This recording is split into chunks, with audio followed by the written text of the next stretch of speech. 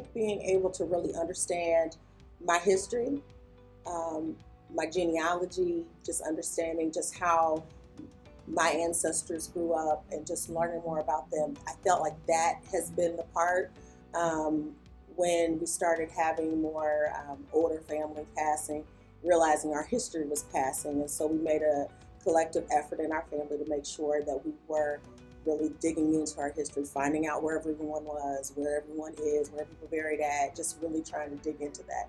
And so that just made that sense of pride. So it's not anything I'm going to learn in the history book about our particular family, but just understanding my Blackness and where that comes from, and just understanding how important in all the many things and stories and all the people I've met that are all family, all sprinkled all around here.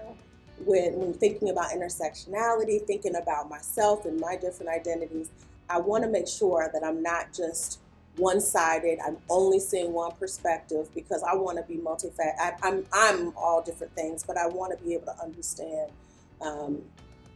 the fight of others that may not necessarily identify like me, because I also want to be an ally just as much as I want allies to be for us. I also want to be that, so I don't want to expect for people to be pouring into me, but I don't do anything in return. So, because that's the only way we can get this thing right?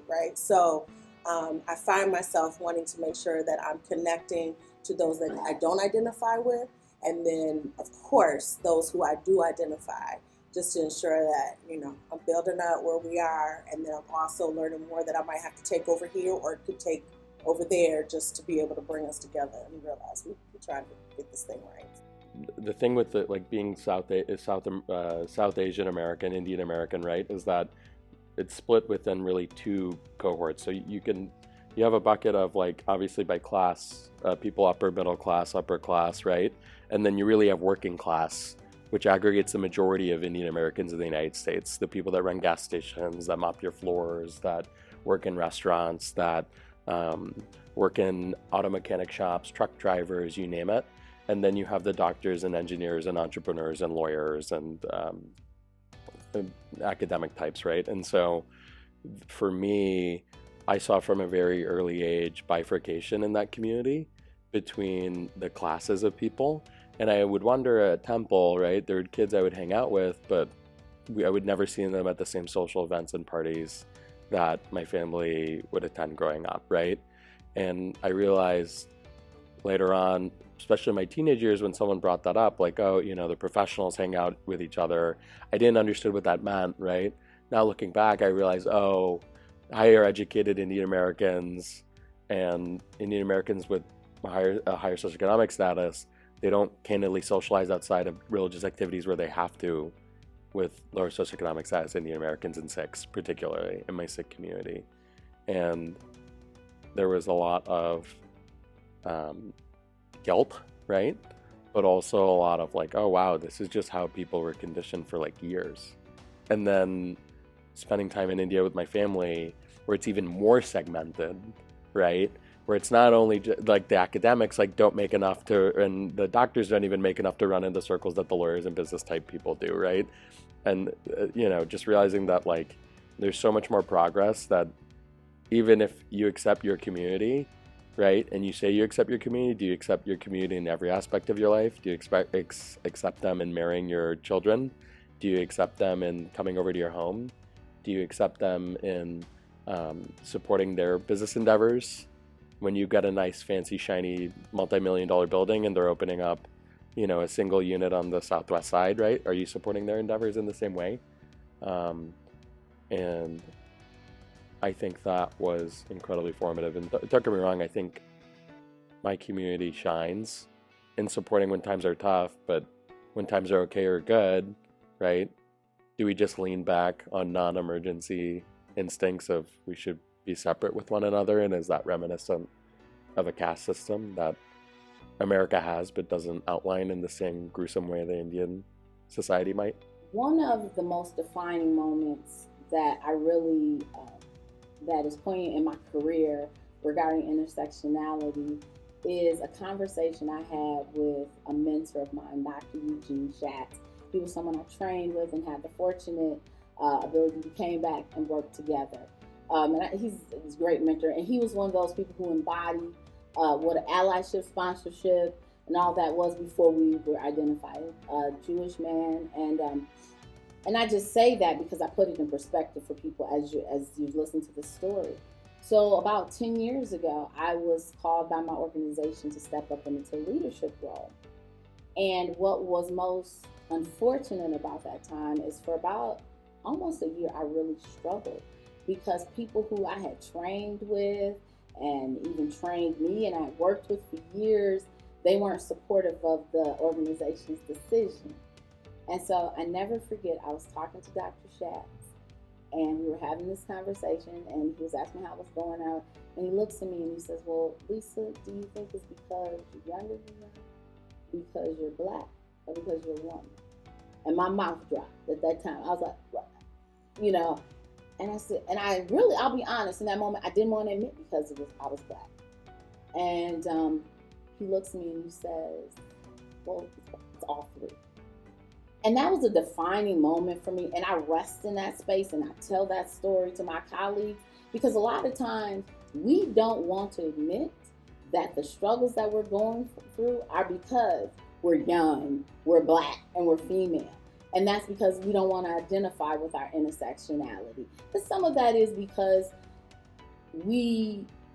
there's still those times where we feel and we know we're not welcomed in the room. But then there's those little inklings because we say, well, am I supposed to be in the room? But he reminded me that the people who saw in me that leadership, the things that he had provided to me as far as recommendations for leadership training, they see in me. And he was like, just step into that space. And so that is, and to remains to this day, a poignant time in my career. Probably the biggest part of my identity is my motherhood and always has been my motherhood. I was a young mother. I was just out of high school when I became pregnant of my oldest son, who was born with special needs and disabilities. So I was thrown into the disability community full force at a very young age. And that really shaped who I became as a person. First, initially, with my motherhood, I really felt like I was only a mother and could only be a mother, and there was nothing else for me, especially when my son was first born with all these complications. But then as he grew older and as I realized that I wanted to dive more into the community, I started including him in those spaces with my other children. And I realized that, it was so important for him to be visible and for me to, as hard as it was sometimes and as difficult as it was and how many challenges we faced and how many hospital visits were in between all of the community things, I was still able to show a world that other people might not know or understand. And so my son brought out so much understanding from people. And when we walked into different spaces and people didn't understand, they asked a lot of questions and people were able to see, oh, you can have a disability and be in this space and be at a protest right in the front, marching and hold signs with your family.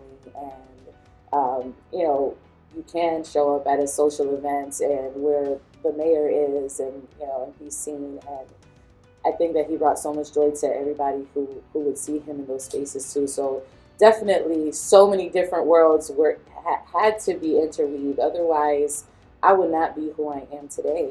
And I had to make that choice intentionally to say, you know what, I'm so much more than just mom. I am an educator, I am a leader, I am all of these. I have all of these skills and I want to serve in more than just my household. So when I started to open my world up to that, the community embraced my family completely, and that's something that truly changed my life and is still a part of my life today. I think West Michigan is a very interesting place when it comes to like identity and creating a space for yourself,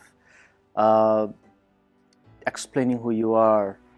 I think oftentimes when I start introducing myself as a former refugee, it's oftentimes patronized. I'm oftentimes patronized, like saying that, oh my gosh, the hard life that you have lived, without asking questions or like asking what I need, because the knowledge that they have of refugees is through the media, and oftentimes media doesn't portray that, right?